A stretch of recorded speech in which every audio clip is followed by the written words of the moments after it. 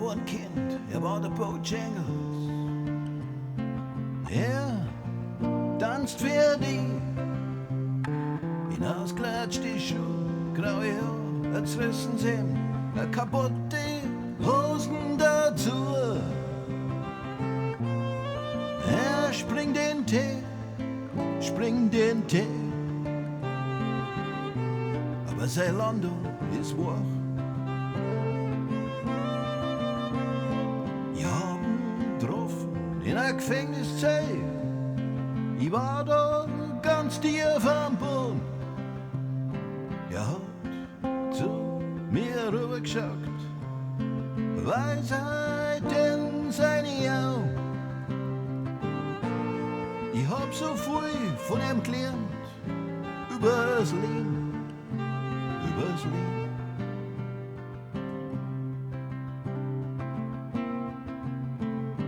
Er ist dann aufgesprungen, hat gelacht, hat tanzen noch gefangen, hat gesagt, ich bin der Bojangles. Er tanzt da in der Zeit.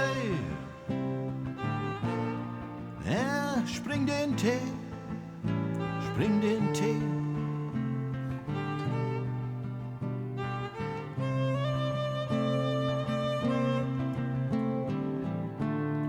Mr. Bojangles, Mr. Bojangles, Mr. Bojangles, dann. Er hat tanzt auf Jahrmärkte, Volksfeste, da in der Provinz. Sein Hund war sein bester Freund. Und das 15 Jahre. Aber sein Hund ist dann gestorben, ist einfach gestorben.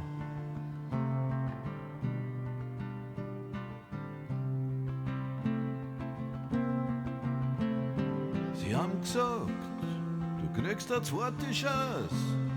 Er tanzt jetzt in abgefuckte Bars für ein Bier und ein paar Chips. Aber die meiste Zeit sitzt er statt an der Bar.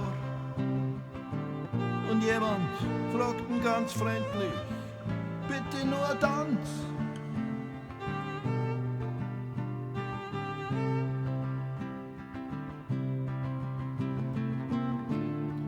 Mr. Bojangles, Mr. Bojangles, Mr. Bojangles, der letzte Tanz.